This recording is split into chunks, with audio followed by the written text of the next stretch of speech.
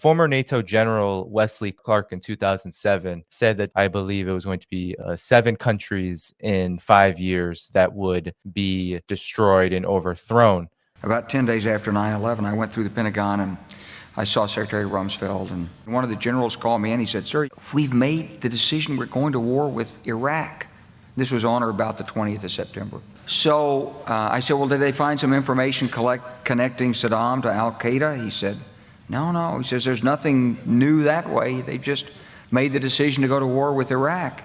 So I came back to see him a few weeks later, and by that time we were bombing in Afghanistan. I said, "Are we still going to war with Iraq?" And he said, "Oh, it's worse than that."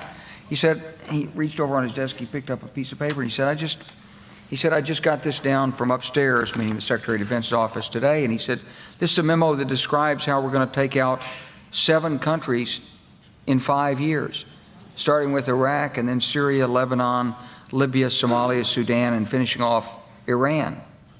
Now, of course, many more years, this was 2003 when he was told this, many more years than that have transpired, but Syria was one of the few countries left that had yet to be deposed. Could you talk about this agenda? What does it mean? Because ultimately, Iran is one of these countries, and I'm curious on your assessment on whether Iran is going to be the next target of a similar kind of interventionist plan. I may be wrong, but I think it was 2002, and I think it was a general who told him, a general in the Pentagon. And I think it was actually before the invasion of Afghanistan.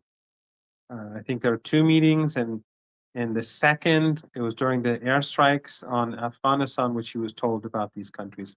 But maybe your viewers could correct me if I'm wrong. But the fundamentals of what you say are absolutely correct. And yes, U.S. policy, Western policy in our region is not founded upon the interests of the West. It's founded upon the interests of the Israeli regime. That's why they allow it to carry out this Holocaust in Gaza, which, by the way, is ongoing as we speak. And I hope your viewers keep reminding people that a Holocaust is going on. I hope they continue to tweet images and footage of what is going on in Gaza so that people don't forget what's happening.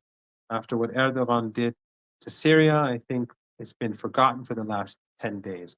There's a Holocaust going on in Gaza. It's being carried out day and night.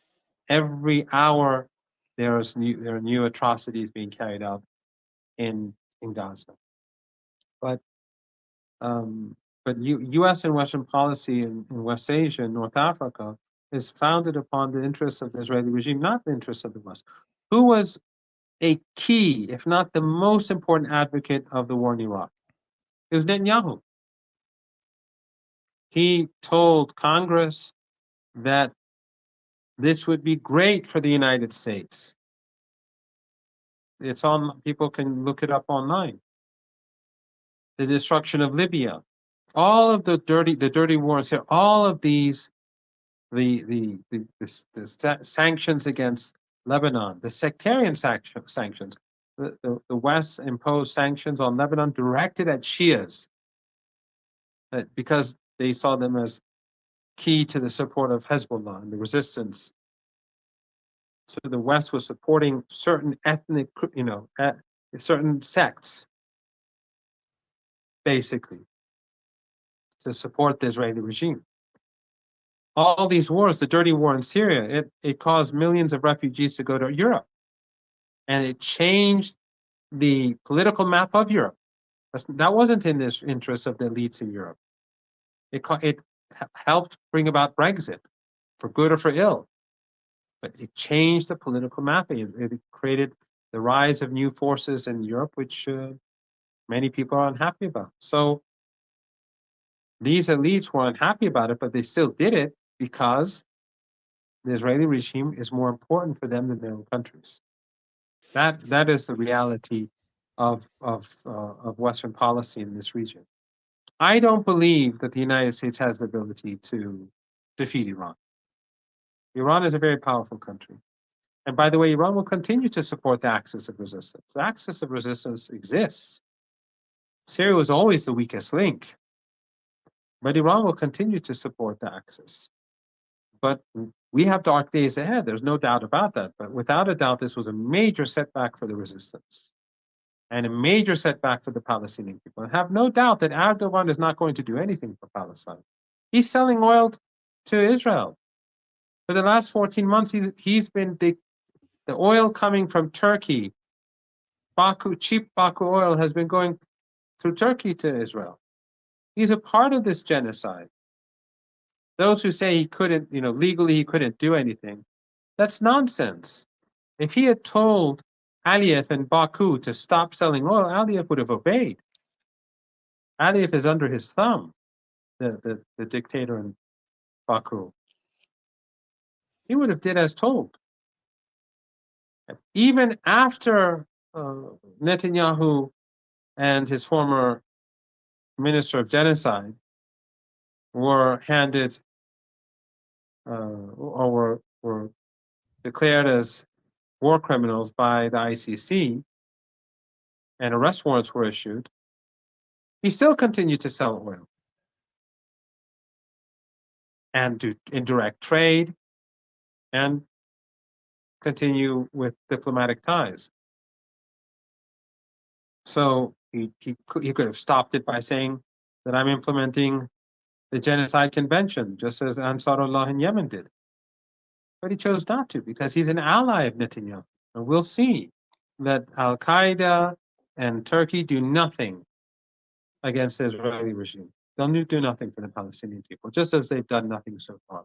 Did they help them in Gaza? Did they help Lebanon? When Israel was about to invade Lebanon, he said that we'll send troops to Lebanon. He didn't send a bullet. He did nothing. He'll do nothing in Syria either. Look at the bombings that we're seeing right now in Syria. Massive bombings, destroying air base after air base, infrastructure, the government buildings, scientific centers, factories. Is anyone protesting? Is anyone complaining? And is anyone threatening the Israeli regime? Of course not. That's not a part of the plan, and it won't be, but time will tell. But I don't think, as I said earlier, I don't think that Turkey is going to benefit from this. Turkey is going to be hurt. Having Al-Qaeda in your southern border and an wrecked country, thanks to Erdogan, and 13 years of dirty war, and what's happening now, this is going to be a burden on Turkey. But again, time will tell. I wanted to ask you a question that many have been asking me, which is there are many different interpretations now of what has gone on and what has transpired. There is the interpretation that you've given around U.S., Turkey, Israeli involvement. And there's another interpretation I wanted your response to, though, that there's a lot of speculation about the axis of resistance betraying Syria. There is a lot of talk about the meeting that happened in Doha between Iran, Turkey, and Russia. And I'm curious on how you find this because there's also a narrative that Iran and Hezbollah and the axis of resistance as a whole didn't strike Israel hard enough prior to this happening. How do you see this? What is your perspective on this kind of narrative that I've been hearing since the fall of Syria? Well, first of all, criticizing Hezbollah is really unfair. The most heroic acts of this whole year and 2 months came from Hezbollah. They willingly went and joined the fight to support the people of Gaza. And Lebanon gave thousands of martyrs, women and children. Cities were leveled to the ground by this Nazi regime, by this Zionist regime. Women and children were targeted. Large numbers of Hezbollah members were martyred. For the sake of Gaza, for the sake of Palestine, they could have remained quiet. How could anyone in their right mind blame Hezbollah? In fact, Netanyahu said specifically that what happened in Syria was thanks to what he did to Hezbollah. In other words, if Hezbollah had not been weakened, if it had not been focused on southern Lebanon, then what happened in Syria wouldn't have happened. That's basically what he was saying. And it shows that he was happy about what happened in Syria because he and Erdogan have coordinated things. And then Iran, as I said before, Iran sent troops to Syria. But first of all, President Assad, for whatever reason, over the last few years, he decreased the Iranian presence substantially. And then during these days, even though there wasn't time, the Iranians sent forces and they asked the Syrian government to decide. And President Assad wavered. What is Iran going to do? Can't fight a war without the consent of the president, without the full support of the armed forces. It's not possible. Iran's capability, Iran is not the United States, it's a smaller country. And it cannot be seen as fighting against the wishes of the government. So Iran was prepared to fight al-Qaeda, but President Assad had to make a move. And the Syrian government, the Syrian armed forces just melted away. So I think that's an unfair statement. I think everyone should recognize that the person at fault here is Erdogan. He betrayed the people of the region during a unique moment, during the height of violence. The cessation of hostilities, or the so-called ceasefire, was very fragile. Since then, the Israelis have killed at least 20 people from Lebanon. Just today, they think they killed 3 more. Yesterday, they killed 4. Hezbollah is focused on the south, and then he stabs the people of the region at that moment with al-Qaeda.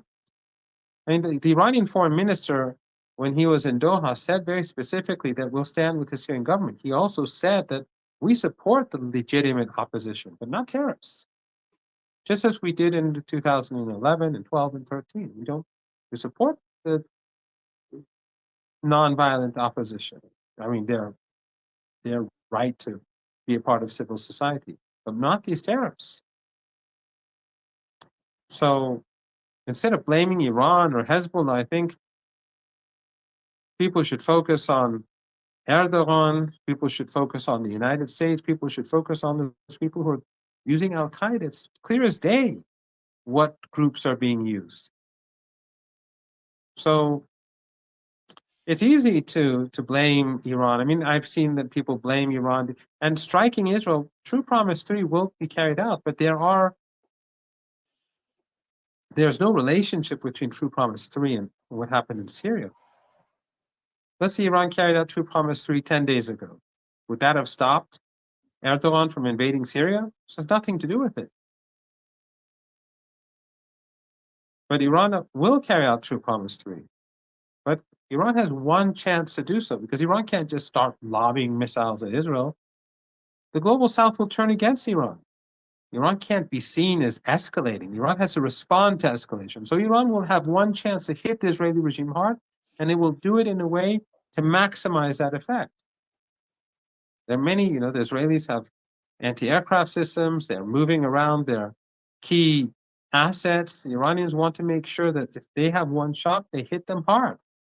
And especially since there's no doubt that then the Israeli regime will retaliate. So Iran has to, because the Americans will help them. So Iran has to prepare air defenses for potential American strikes. It's possible that things will they will escalate immensely.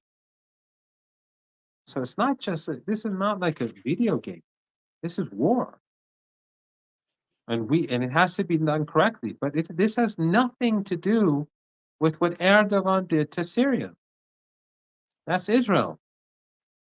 Netanyahu said we need the ceasefire to deal with the Iranian threat, right? How is he going to deal with the Iranian threat through a ceasefire? It has nothing. If Iran wants to fire missiles at Israel, Lebanon that's a ground war. A few missiles and rockets or drones are fired in, but has nothing to do with Israeli defense against Iran's military capabilities. So when he says dealing with the Iran threat, he meant Syria. And we saw what Erdogan did. Hezbollah was weakened, Iran was distracted. Erdogan did the dirty work for Israel. Remember, Iran is standing up against the collective West. No one is helping Iran. Turkey sure isn't, at least the Turkish regime. I mean, Turks are fantastic people. They're against this Holocaust. But the Turkish regime has been standing with Israel this whole time. And so is the rest of the region. And the West is behind the regime. So this is not two sides with equal capabilities. Iran is sanctioned and is helping the axis of resistance. There's a limitation to Iran's capabilities. And I think people should, instead of constantly attacking Iran, they should be thanking Iran. Instead of constantly, making ridiculous accusations, some people should think twice. And instead of attacking Iran, attack those people who created this crisis. I understand. And by the way, we saw how social media was helping these terrorists. They were amplifying their voices. It was clear. I think those of us who were following the news saw how powerful the psychological warfare campaign was being carried out against the Syrians. Syrians were terrified from day one. It's clear that Facebook and Instagram and Twitter, that they were doing exactly what they were doing against Iran a couple of years ago. Yeah, I mean, I had posts on Facebook being removed from 2016 when I was commenting on the events in Aleppo then. I would like to talk about the Turkey involvement here, because you mentioned that the situation in the region has been very unique and, of course, dire over the past year. But we didn't hear much about Turkey's preparations for this kind of operation. And yet it happened in such full force and with such a rapidity that it shocked the entire world, really. So I'm curious on if you've been able to, uncover or understand exactly how this was able to happen. We know Israel was definitely involved in this because of all of the timing that we have pointed out here. But it seems to me that Turkey, with, of course, the approval of the United States, was able to build up toward this in a moment where the entire region has been engulfed in war. What have you understood about this? Well, my understanding, and this is something that I've learned today, is that the Iranians, although the Iranian presence in Syria was decreased, the Iranians did know that there was something was happening. But I don't think anyone thought it was going to happen now, because right during the ceasefire is like really a most shameful thing that Erdogan could have done, and betraying the resistance like this at such a difficult moment. But time will tell. I mean, those people who are, cheering Erdogan on, they'll see that what comes of this. But in any case, I think the timing was surprising. Second, I think the fact that the Syrian army was not prepared was a major factor. Again, it's an impoverished country. Its civil society has been weakened. People are hungry. A general that makes $40 a month when the terrorists are making up to $2,000 a month, that says a lot. And then when the attack was carried out, social media, there was a very effective media campaign, and it was the voices of these terrorists were amplified by Western media and regional media, Arabic media owned by these despots in the Persian Gulf. And there was psychological warfare, and there are rumors that the walkie-talkies were exploding and that sort of thing, and that caused its own problems apparently among Syrian forces. So there are a host of different issues, and we'll probably learn more gradually in the days and weeks ahead. But the point is that, you know, this is basically what the Americans are doing now. They are using sanctions to crush a society, and they're doing that in Cuba as well right now. Cuba is in a very desperate situation, and young people and people in Cuba, you know, they're tired. They put their feet on people's necks, and then they say, "See, they're incompetent." The Syrian regime, as they like to call it, they're, you know, they can't govern their people. They're hated. Well, yes, you're strangling the people. You're strangling the people of Nicaragua and Venezuela and Cuba and Syria and so on. That's the objective. So Syria has been weakened to such a degree that its armed forces simply cannot stand up effectively. And we saw what we saw. But now that Syria is so broken, and after the looting that we're seeing, and after the chaos that we're seeing, and the Israeli regime destruction of the Syrian infrastructure that we're seeing at right now, how is Turkey going to govern this land, these terrorists? And how are they going to convince these jihadists who have a history of burning people alive, beheading people, drowning people in cages? How are they going to convince them, if that's indeed Erdogan's objective, to become more moderate? I don't see why it would be his objective, because from day one, that's what he was supporting. I don't know if you remember Serena Sheem. She was a Lebanese American reporter. Yeah. And I think it was 2012. Again, your viewers, if I'm wrong, please correct me. She was reporting from the Turkish-Syrian border near Ain al-Arab or Kobani, and she was saying that the Turks or on the border, they were using World Food Organization trucks to take in weapons and troops into Syria. And then Turkish intelligence, I think, it declared her as a spy. And she went on Press TV and said she's very worried. They're saying she's a spy. She's not a spy. And then that very same day, she died in an accident. And of course, there was a cover-up. They never really investigated. Even though she was an American, the American embassy was indifferent. But everyone that I know believes that she was murdered. It's pretty clear that Turkish intelligence murdered her. Why? Because she was telling what they were doing with ISIS.